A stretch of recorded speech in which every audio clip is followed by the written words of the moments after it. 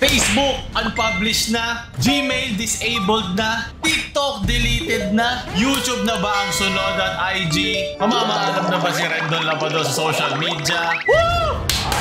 Yes! Yun! Sabuti naman! Salamat naman sa Diyos! Oh, grabe ka talaga! The world is healing! Yun ang mga sinabi ng mga netizens. So kamakailan na-delete na ang Facebook page ni Rendon Labrador. Totoo nga ba? Ilagay na natin ang tinfoil hat sa ating mga ulo para sa isang conspiracy theory na aking nahanap dahil wala akong magawa sa buhay ko. At syempre bilang isang baswero na internet, dapat marunong ka rin kumilati sa laman ng plastic bag na yan. Atin na muna simula. Meron akong 3 teorya. Yung una, deleted siya. Yung pangalawa, deactivated lang siya. At ang pangatlo ay ang halo ng parehong yun. Isang meme lang muna, parang appetizer.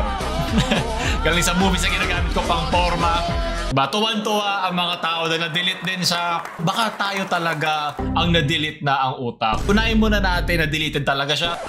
Sayang na lahat ng laway ko kung talagang deleted lang siya at nagsayang lang tayo ng oras. So, doon na tayo agad sa pangalawa. Napakadali lang kasi mag-deactivate ng isang Facebook page. At syempre 99% ng mga tao sa social media wala namang Facebook page. Inisip ko, anong motivation niya, di ba? Anong motive niya? Kumbaga, ba't niya kailangan gawin yun? At syempre bilang isa siya sa mga cash cow ko pagdating sa mga content, di ba? Dahil sa kanyang katangahan na pinapakita sa social media na alam naman nating marketing niya, alam niya yun, alam niya ginagawa niyan. Siyempre alagaan ko isa sa mga pinaka mabenta ko na ginagatasang baka dito sa social media. So siyempre bilang isang normal na tao, nagbabasa-basa muna ako ng mga articles online.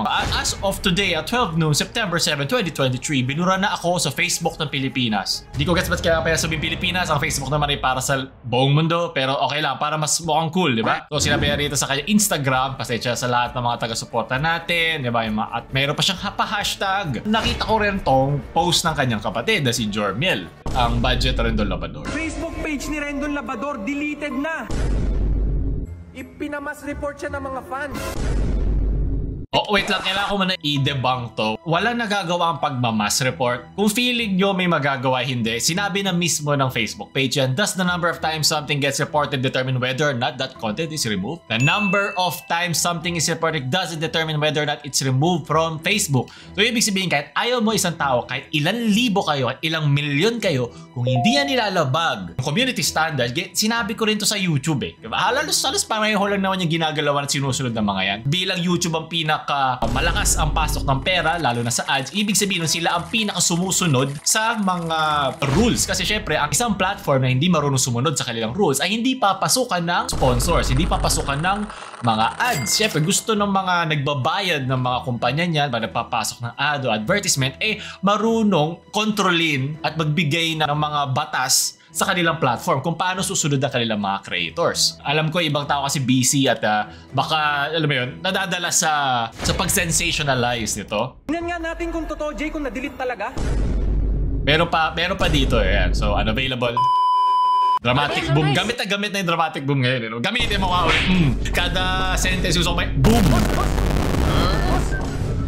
May balita nga yung boss. Bakit yun? Ano yun? Trending yan, trending. Hindi rin nakatulong sa vibe check ko na ginagawa nilang content yung pagka-delete ng page niya. So parang mas lalo siyang pupunta dun sa tsansa na sadya to na din-activate niya. Pero malalaman natin ano ang kanyang motivasyon. Diba? Hashtag stay motivated. Facebook ni boss Rendon. Wala na yung Facebook ni boss Rendon. What? Bruh. Wala na boss. Paano mawawala? Naka-blue badge yun. Wala boss. Wala pong connect yun. Hinahanap mo lang, kaya lang pa. Binibili nga lang ang blue badge. Kaya hindi ko minamadali magkaroon ng blue badge. Parang yung yun lang ang basehan nyo para makinig sa isang tao. Kaya naglalakad ka sa kalsada, may kita may mga blue badge sila sa ulo nila. Mas makikinig ka ba sa kanila? Oh, wala na, di ba? Wala na boss oh. Wala na nga, ako to ah. Wala na yung page niya. Ay, wala na yung blue badge. Ayun, dito ko na-check itong Rendon Labrador Motivation. So meron talaga isa pang page na 200,000 likes. Ini-imagine ko na ito yung kanyang second account. Nahawak din niya. At itong pangalawa, Rendon Labrador Motivation ay wala na din. So para mawala yun, ibig sabihin nun, dineactivate niya to kasi hindi naman sabay-sabay ako. Ang tinamaan lang yung kanyang 1.7 million likes na page, imposibleng ma-delete din yung kanyang Rendon Labrador Motivation. So ibig sabihin, meron dito sinasadya na component ng pangyayari. Wala na boss. Parang may nadaanan pa ako kanina eh. Yung post niya. Yung parang sinita niya na naman si Coco Martin. Oo, boss. Nakita ko rin, boss. Nakita ko. Si Ay, yung paglalabas sa opinion, basta diba, hindi labag sa batas, diba? Walang pakialam ang Facebook dyan. You have the right to say what you want to say, pero ang kakapalit nga nun is kung ano man backlash na sasabihin mo, kailangan handa ka lang din dun. Pero wala yung parang tinuturuan ka ano ba dapat ang sabihin mo. Okay lang yun na gusto nyo ako i-mass report, gusto nyo mawala yung accounts ko, lahat. Alam okay mo, lang. kahit kupal si Rendon, hindi siya tanga eh. Alam niya kung ano yung sinasakyan niya dito na galit ng tao. Lalo na yung mga tao nag-scroll lang naman social media. Wala naman panahon para tulad ko na kailangan pang tumingin-tingin ng mga pinagdaanan nila, ng history nila, i-double check. As of 12 o'clock, ito yung sinabi, ang dami na siyang pinost ng per articles kung sino-sino na nag-upload. Nag-trending din siya sa Twitter kamakailan na deleted din siya.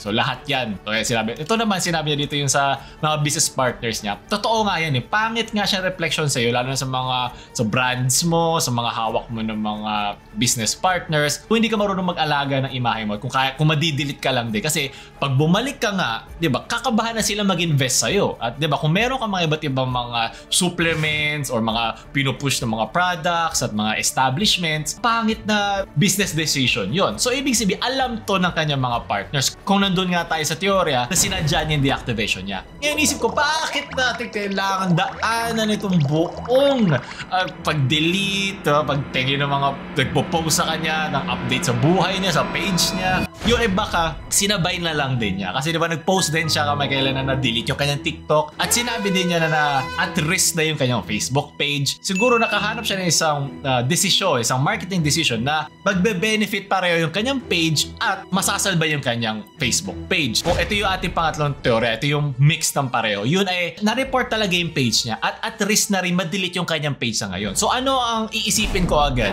Itatago ko muna yung page ko. Kasi yung mga ganyan, ewan ko kung meron din ganun sa Facebook. Sa YouTube kasi, meron silang sinasabing cooldown na naabot ng 2 weeks to 1 month to 3 months. So may mga ganung hindi ka makakapag-post, mas mababa ang reach mo at kada post mo sa FB niya, mararamdaman ng tao na parang laos ka na. At siguro para branding na din niya, ipag-validate na rin din ng kanyang brand image. Ayaw niya makita na humihina yung kanyang page. Kasi kung makikita mo, dumaan din ako sa page niya kamakailan, hindi naman lahat nagbabiral. Meron mga palya, meron parang pinost ng tito mo nung hapon dahil wala siyang magawa. May ganong mga reach lang din. O siguro parang mag-cool down muna at makapagpahinga yung kanyang page, buwaba mo na yung kanyang mga at risk na, kasi ano yan eh, parang penalty sa yun eh. Nakadikit siya sa page mo ay sa duration ng oras na wala nakakaalam eh. Pero kung dineactivate lang niya to dahil gusto lang siguro niya pag-usapan ulit, di naman siguro siya ganun katanga sa akin tingin. Hindi ako matutuwa na mawala sa social media kasi naniniwala ko na lahat naman ng creators ay pwede matuto at masaya naman na merong mga tanga sa internet. Alam nyo naman yan. Parang yan yung mga kapitbahay nyo na kinainisan nyo, hindi pa nagsasalita. Nakikita mo pala yung mukha niya, naiinis ka na. Ayaw mo naman siya mamatay. Diba? Ayaw mo naman siyang maaksidente pero naiinis ka lang pa nakikita siya. Parang ganun yung tingin ko kay Rendon eh. Na-enjoy lang ako na nandyan lang siya. Nagbibigay lang siya ng dagdag kulay, ng dagdag putahe sa kaputa-putahe ng pang-araw-araw natin dito. Yun ang aking hinala bago siya nag-post pa sa social media na update sa kanya iba pa mga accounts. So within 24 hours nag-upload na naman sa Instagram ni Rendon Labrador yung kanya mga updates sa iba't iba niya mga accounts. Ito ko nagulat eh. Ito yung isa sa mga sumira dun sa sa mga conspiracy ko nung na-disable ni account ni Rendon. Well, marami na maibig sabihin pa na-disable na yung Google account. Palapit na to sa YouTube, so mas nasa mundo ko na to. So dito yan, sinabi nga niya na involves child being sexually abused or exploited. Ngayon, dito kasi, di ba, mahilig tayo magsabi ng mga masasakit na mga salita sa mga bata pag meron silang ginagawa katangahan sa internet. Alam ko gumagana yan sa sarili-sarili natin mga bahay pag tinatalakan tayo natin mga magulang. Pero hindi kasi yan pwede sa mga platforms kasi may mga sinusunod yan na mga guidelines. At syempre, baka sabihin nyo na iba-iba naman ang kultura pa o di na maintindihan ng mga Amerikano yan. Meron tayo dito Google Philippines nga eh. So, ibig sabihin, meron ng tao, hindi na bot ang humawak na, hindi na bot ang tumingin dyan. Diba? Kasi magre-report lang, naglagay ng word, di ba, ginagawa sa mga caption sa FB o YouTube, nilalagyan ng at or ng ibang letter para masira isang delikadong salita, di ba? Ginagamit kaya, di ba, yung grape, ginagamit natin, yung prutas, di ba? Kaya sasabihin yung word na nasa loob ng salitang yun. So, yun, pang-iwas sa mga demonetizations, pero pag mga ganyan kasi, tulad itong nangyari kay Rendon, ibig sabihin yan, tinignan na yan ng tao with context. Tinignan na nila yan na ano ba yung mga pinagpo-post nito? Ano pa ba yung parang iba pa niyang nilabas halos the same ang tema ng ganitong kanyang nilalabas. So hindi pa naman siya binubura ng Google, pero at risk na nga yan. Delikado na yan. Iba kasi pag Google eh. Pag YouTube, mas alam ko yung mga strikes na may 3 strikes ka at content driven. Pag Google mismo, identity driven na yan. So sinabi niya rito na yung mga nag-post daw sa Facebook na mga bago niyang pages, hindi sa kanya yon. Ito mga pages ito na version 2, itong gaming, may gaming na siya, na merong 100k, 12 likes. Meron pa nga dyan, parang 5k na, umabot na ng 5,000. Hindi yan tatagal kasi ikaw ang mismo binaban ng platform. Para kung naalala nyo, nangyari din yan kay Andrew Tate. Tinanggal din siya as an identity sa social media. Ibig sabihin, kahit anong platform, na-blacklist ka na, parang sa bangko, tatanggalin ka nila sa lahat ng platform. Kasi tatanungin yan, para mapapressure din yung ibang platforms. Bakit ito sa Facebook na kilala, tinanggal si ganito ganyan? Bakit tayo hindi pa natin tinatanggal? Mapa sa Twitter, di ba sa Twitter meron din pala siyang na-lock naman yung kanyang Twitter account. So kompleto pala. So sunod-sunod na yan. At mahirap pigilan yan, lalo na pag namataan ka na ng mga tao, hindi na mga bots. Kasi yung mga bots, pwede mo pang i-re-appeal. Alam ko may mga lalabas dyan na, would you like to appeal this report or at risk of your account? May lalabas ng mga ganyan. So ito na yung kanyang mga huling panawagan sa madla at ang kanyang mga huling iyak. So ito pag sinasabi niya, saan ba talaga ako nagkamali? Sinabi sa'yo yan sigurado ng mga platforms. I'm sure na pagsabihan ka na. Dahil diba nakita doon sa isa niyang post sa Instagram na before, meron na at risk ka na. Kumbaga before, meron na natanggal na pinost mo. Sigurado yan. Siyempre, case to case basis yan. Hindi naman porket, hindi ko na pwede pagsabihan yung bata ng ganito, ganyan. Pwede pa rin, pero diba, sa magandang paraan. Hindi naman nadadaan lagi, diba, sa pagmumura. Kasi depende talaga kung paano mo sinabi. Depende kung paano niya binanatan sa mga salita yung kung ano man yung pinag-uusapan niya nung time na yun. Mahirap yan, hindi talaga yung mapipinpoint sa bawal mo sabihin to. Kasi hanggang ngayon, kahit sa YouTube, ganun din eh. Ganun din, hindi naman yung parang bawal mo sabihin to salitang to. Kapag pwede ako magsabi ng kahit ito, nahihirap ako mag-isip ng way para maidaan siya sa sensor. Yung pakikipaglaro sa mga bata, di ba? May mga context na pwede mo siya masabi kaya sa jokes, pero hindi yan 100% makakalagpas. So, mahirap magbigay ng example dahil may misunderstand, pero hindi siya perfect science. Hindi siya parang mayroon ka kailangan na iwasan ng mga salita, kailangan ka iwasan. Hindi, may context pa rin kasi talaga yung kailangan daanan. At nasa sa'yo na yan, kung willing ka to risk na sabihin pa yon. May mga nakakalagpas na parang wala lang, di ba? Kudos sa kanila, ibig sabihin, alam nila yung sinasabi nila. So, ito pa yung continuation. Yan, ito naman sa Instagram. Nako, ang natitira na lang sa kanya yung Instagram niya. Doon na lang niya tayo ina-update sa mga nangyayari sa kanya. Ang sinabi dito na baka yung kanya Instagram ay ma-delete na din. Kasi ibig sabihin, siya na bilang isang tao, dahil hawak din naman ng Facebook, ng Meta, ang Instagram, mabilis na lang kumalat yan. Parang cancer yan sa lipunan, di ba? Makuhuli ka din yan. So, syempre, hindi naman ako dito anti sa parang sinasabi ng mga tao kasi ganyan din ako magsalita online. Meron pa rin yung sweet spot na pwede mong makuha yung gusto mong style na, di ba, kung paano yung binabanatan yung mga tao sa social media, at meron yung pag sumusobra ka na. Ito, mukhang sumobra na sa mata ng mga tao sa likod ng mga platform na kung nasaan siya, ibig sabihin nun, lumagpas ka na talaga. Hindi naman yan, one time maraming beses yan para umabot ka sa ganitong level ng pagkakadelete sa'yo sa social media. Literal na parang natano-stop siya sa lahat ng mga platforms. Kung ito na talaga ang mga huling sandali ko sa internet, gusto ko magpasalamat sa mga tao sa sumusuporta pa rin hanggang huli. So, nakuha mo lahat ng pera mo sa ginagawa mo, ito ang nangyari. So, nag-react din dito sila Vice na lagi niyang inaaway. Sila Coco. I-report kita.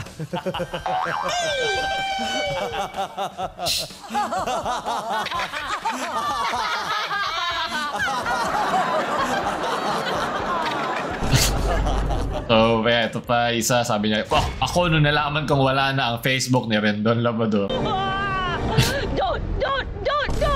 Don't stop. Go on.